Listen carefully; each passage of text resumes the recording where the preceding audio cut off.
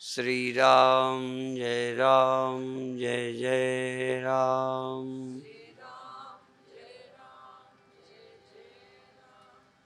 श्री राम जय जय राम।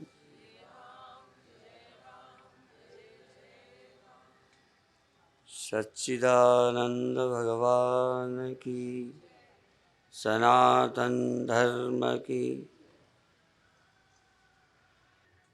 परमात्मा सत्य है और परमात्मा का स्मरण, सुमिरन, भजन सत्य। अभी आप सुन रहे थे सत हरि भजन। परमात्मा का भजन सत्य है, संसार का भजन सत्य नहीं है। भजन हम करते हैं, संसार का सुमिरन करते हैं, उसका भी फायदा तो है। कौन ऐसा है जिसे धन का सुमिरन नहीं होता? कौन ऐसा है जिसे अपने परिवार का सुमिरन नहीं होता? और कौन ऐसा है जो मान अपमान हुए हैं उनको स्मरण नहीं करता? बहुत याद आती है, बिना चाहे याद आती है, बल्कि भूलते नहीं हैं। कह भी दें कि भूल जाओ तो भी नहीं भूलते, और परमात्मा को कहते हैं याद करो तो भी याद नहीं आवे। क्यों? हम सब मन और इंद्रियों के द्वारा जगत की आवश्यकता अनुभव करते हैं, परमात्मा की सुमिरन की आवश्यकता नहीं करते। कभी कभी एक ऐसे भगवान की तो जरूरत सबको पड़ जाती है, पर वो भी पड़ती है संसार के ही कारण। ऐसे भी नास्तिक कम होंगे, शायद ही हों, जो भगवान की जरूरत नहीं समझते, पर समझते हैं अटके पर। कोई बीमार हुआ तो समझता है भगवान ठीक कर दें। जब डॉक्टरों से ठीक ना हुआ, सारे उपाय करके ठीक ना हुआ, तो भगवान को मनाता है कि आप ठीक कर दो। किसी को संतान ना हो तो भगवान की याद करता है, कभी कभी संतों की भी याद करता है, आशीर्वाद की। संतों की भी बात की जरूरत नहीं समझता, आशीर्वाद की जरूरत समझता है। दुनिया में ऐसे बहुत कम लोग हैं जो संतों के उपदेश सुनना चाहते। धन के अभाव में भी भगवान की आवश्यकता पड़ती है कि हमने तो बहुत कोशिश की, पर हमारी दुकान नहीं चलती, हमारे काम अटके हुए हैं, तो भगवान की याद करते हैं। संत को और भगवान को लोग ये समझते हैं इनको पटा लो, मना लो तो ये काम कर देते। तो भगवान की जरूरत और संत की भी पड़ती है, पर ऐसे बहुत कम लोग हैं जो संत के उपदेश की जरूरत समझते हैं। अर्जुन भी पहले भगवान के पास गया था, सबको मालूम है। युद्ध का समय है, पांडव भी गए और कौरवों के भी प्रतिनिधि और पांडवों के गए भगवान के पास कि युद्ध में हमारा साथ दो। सबको मालूम है ये कथा। भगवान ने कहा एक तरफ मेरी सेना रहेगी, एक तरफ मैं रहूंगा। ये भी आपको मालूम है कि जब युद्ध के मैदान में दोनों सेनाएं इकट्ठी हो गईं, तब अर्जुन को ये लगा क्या होगा। एक तरफ इतनी बड़ी सेना है, एक तरफ इनकी तरफ कम लोग हैं, और बहुत सारी बातें सोची, क्या लाभ होगा, मर जाने से क्या होगा, इधर भी अपने ही लोग हैं, उधर भी अपने ही लोग हैं। ऐसे ही जब अपने परिवार के लड़ते हैं तो माता पिता बहुत चिंतित होते हैं कि आखिर दोनों तरफ मेरे ही तो बच्चे हैं, मेरे ही परिवार के हैं, तो क्या होगा। यदि युद्ध ना हो तो कैसे, और युद्ध हो तो फिर मेरी जीत कैसे हो, और वो भी पक्का नहीं किसकी जीत होगी, और इतना खून खराबे के बाद आखिर राज्य भी किसे मिलेगा। यदि हम ही बर्बाद हो गए तो फिर जायदाद का, राज्य का भी क्या होगा। जैसे कई लोग विदेश गए हुए हैं, वहाँ मुझे एक गुरुमुख मिले, बहुत लोग मिले पर एक गुरुमुख मिले। वो कहते थे हमें आशीर्वाद दो कि हमारा प्राण भारत में निकले। और एक पंडित मुझे मिले, उन्होंने कहा कि स्वामी जी, पता नहीं कौन सा वह दिन दुर्भाग्य का था जब हमने अमेरिका आने का निर्णय किया था, और हमें यहाँ आकर क्या मिला। तो गुरुमुख तो कह रहे थे कि यहाँ हमें कोई तकलीफ नहीं है, सब सुविधाएं मिली, पर हम ये नहीं चाहते कि हमारे प्राण यहाँ निकले। जैसे भारत के लोग ये प्रार्थना करते हैं कि गंगा का तट हो, बंसी का बट हो, यमुना का तट हो, बंसी का बट हो, सांवरा निकट हो, जब प्राण तन से निकले। जब हमारा प्राण निकले तो ऐसा हो। और उस पंडित ने कहा कि हमने यहाँ क्या पाया, हमारे बच्चे बर्बाद हो गए, अपने धर्म संस्कृति गंवाई हमने, बच्चे भी गंवाए हमने, धर्म भी गंवाया, बच्चे भी गंवाए। और जब बच्चे गंवाए तो धन तो बच्चों का ही है, तो हमें क्या मिला। आए थे धन के लिए, धन भी हमारे साथ नहीं जाएगा। जहाँ बच्चे चले जाएंगे, कोई यहाँ गया, कोई मुस्लिमों में, कोई ईसाइयों में, कहीं बच्चे गए तो हमारी कमाई भी वहीं चली गई, हमें क्या मिला। ये उदाहरण देकर ये समझाना है कि जैसे वो लोग सोचते हैं कई, और कई लोगों को लाभ दिखता है। पहली पीढ़ी लाभ में रहती है, दूसरी पीढ़ी भी थोड़ी ठीक ठीक, तीसरी पीढ़ी में पता चलता है तब तक हम कहीं के नहीं रहते। बहुत भाग्यशाली हैं जो अपने धर्म में टिक पाते हैं, क्योंकि जैसा संग मिलता है वैसे ही रंग चढ़ जाता है। खैर, तो भगवान की याद, आवश्यकता सबको पड़ जाती है, पर पड़ती इसीलिए है कि ये जो हमारा है ये बना रहे,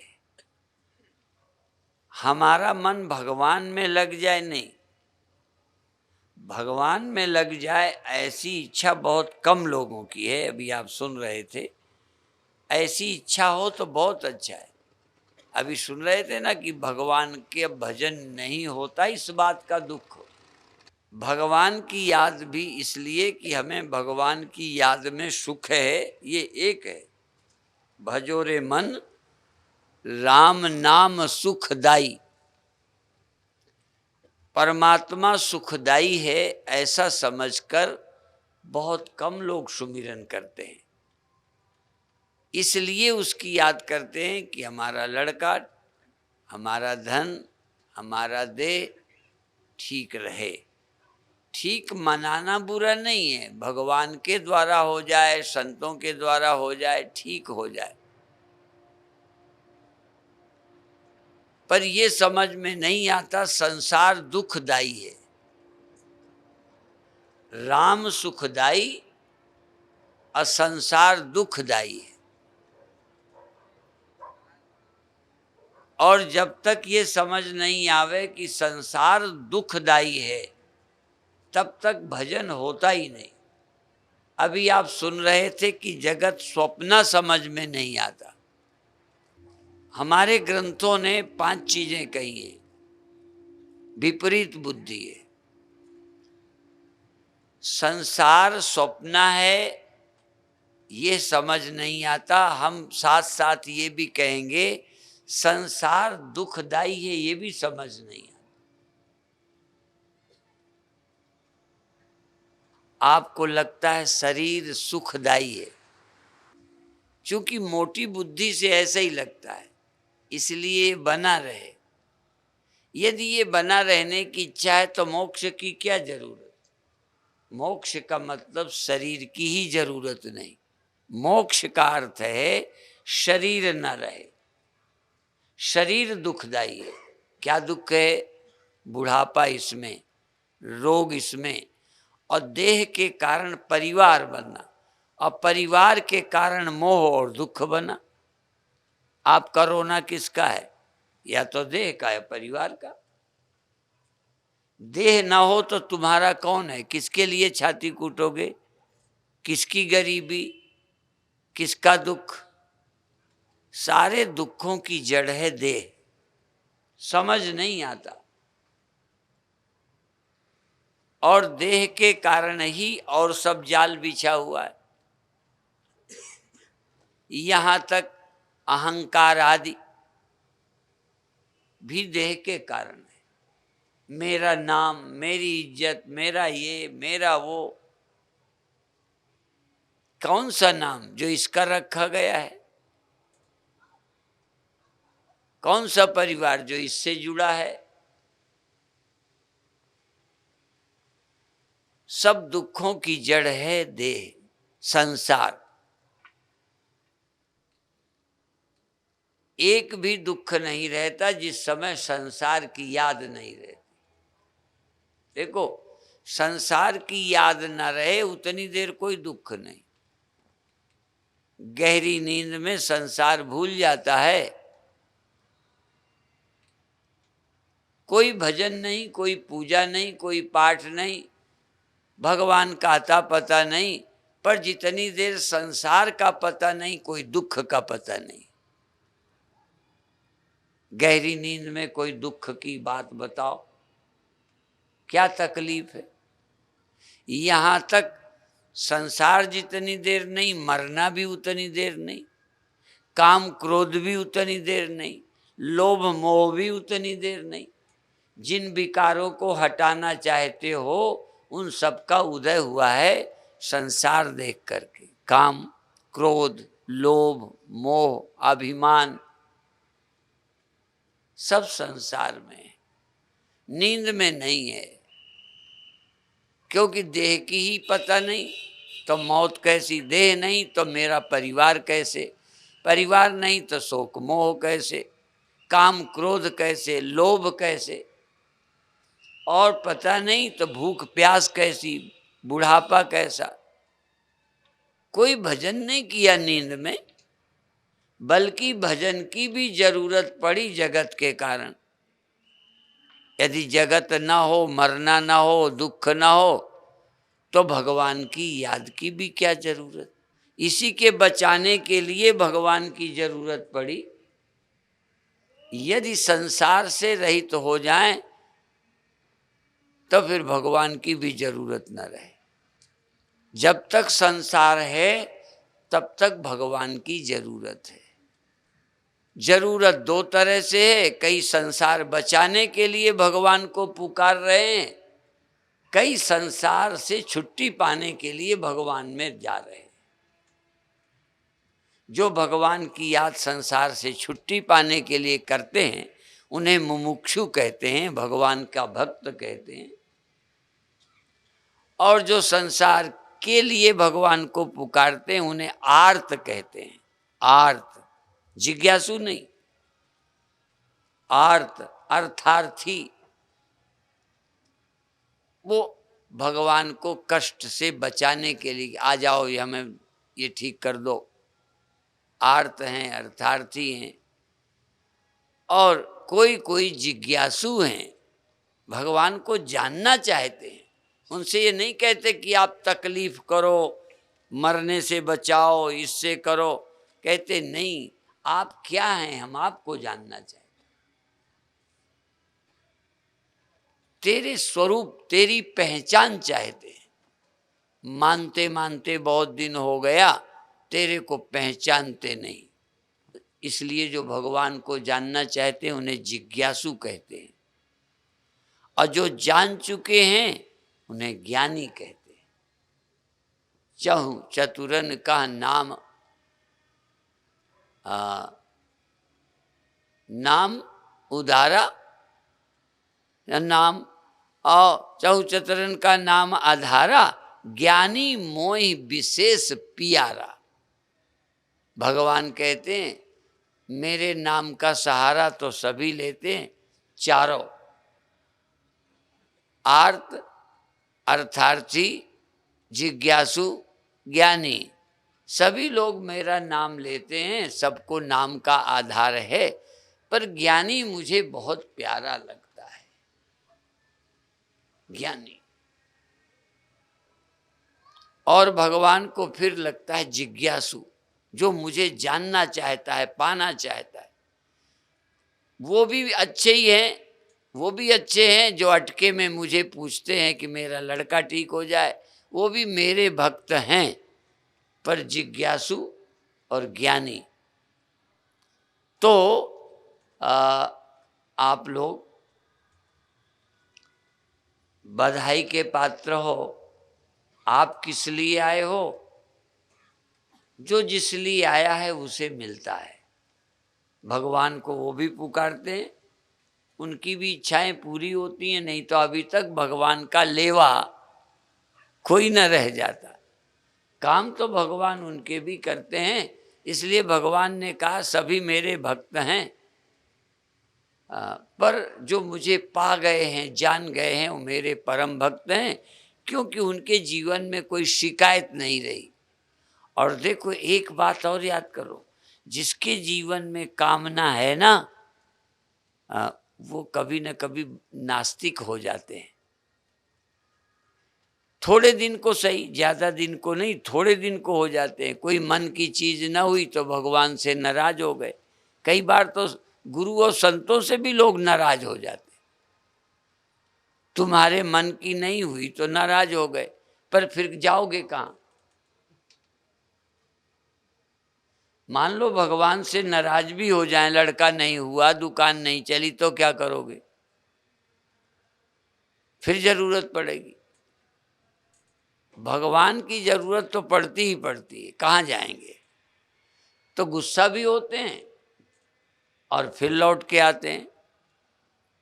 जैसे उड़ी जहाज को पंछी, पुनि जहाज पर आवे, मेरो मन अनत कहाँ सुख पावे। तो इसलिए भगवान के पुकारने वाले दो हैं। एक संसार की आवश्यकता, कोई भी काम अटके, अब मान लो नहीं पूरा हुआ तो नाराज हो गए, पर अगला दूसरा काम पड़ जाएगा तो फिर तीसरा काम पड़ेगा, तो फिर करोगे क्या? तो भगवान का भजन तो वो भी करते हैं जिन्हें संसार की जरूरत है, और भगवान का भजन सुमिरन वो करते हैं जिन्हें अब संसार नहीं चाहिए। वैराग्यवान, बड़े बड़े वैरागी, संसार छोड़कर जंगल जाने वाले याद करते हैं वो इसलिए कि बार बार मुझे इस दुनिया में ना आना पड़े। इसलिए वो भगवान में रमते हैं, उसी में जीते हैं, उसी को घर बना लेते हैं। इस घर को छोड़कर उसको घर बनाते हैं, अधिक से अधिक शरीर रहते उसमें रहते हैं और शरीर छोड़ करके परमानेंट स्थायी वहाँ रहते हैं। इसीलिए जब किसी का शरीर छूटता है तो सभी संप्रदाय के लोग परमात्मा से प्रार्थना करते हैं, शिक्षार्दास्त करते हैं कि हे अकाल पुरुष अपनी शरण में, अपने चरणों में निवास दो। अर्थात हम वहाँ रहें तो रहना सीखें जिंदगी में, शरीर के रहते खाएं पिएं पर रहना उसमें सीखें। खाना पड़ता है मजबूरी है, कपड़ा मजबूरी है, घर मजबूरी है, करना पड़ेगा, लेकिन हे प्रभु मेरा मन और कहीं सुख न पावे, तुम्हारे चरणों में ही सुख का अनुभव करे, जिससे शरीर छोड़कर स्थायी तुम्हारे चरणों में रहे। हमने सुना दशम गुरु जी के लिए कि उनका परमात्मा के अकाल पुरुष के चरणों में निरंकार के मन लीन था, आने की इच्छा नहीं थी, पर अकाल पुरुष की इच्छा हुई, भेजा तो आना पड़ा। अर्थात भगवान का वो भक्त जो भगवान में रहना चाहता है, और भगवान का वो भक्त भगवान से मांगता रहता है, ये दे दो, वो दे दो, वो दे दो। तो जो मांगते हैं उन्हें मिलता है, पर फिर बिछुड़ता है। लड़का मांगने वालों को लड़के मिले पर फिर चले गए, शरीर मिला वो जाएगा। शरीर भी मांगोगे तो मिलेगा, और मिला है पर जाएगा। अब अविनाशी शरीर नहीं मिलेगा, अविनाशी पुत्र नहीं मिलेगा, सदा रहने वाला मान, सदा रहने वाली गद्दी नहीं मिलेगी, चाहे जा कुछ कर लो। सदा रहने वाला परिवार नहीं मिलेगा, सदा रहने वाली सुख नहीं मिलेंगे। जो भी भगवान से मिलेगा मांगने से वो सब बिछुड़ने वाला मिलेगा। हाँ, जिसे भगवान मिलेगा उसे ही सदा सुख, सदा निवास मिलेगा। आज अभी इतना ही कहकर समाप्त करते हैं। बहुत संत आए हैं, आज सबका नहीं हुआ, कल से और संतों का भी आशीर्वाद मिलेगा, प्रवचन मिलेगा। कुछ ले जाओ, इनकी कमाई में से थोड़ा भी यदि तुम्हारे साथ गया तो विशेष क्या है, और क्या कमाई है। जो समझाए विवेक वैराग्य वही देते हैं, वही है देने का, उसे आप प्राप्त करें। ओम शांति शांति शांति।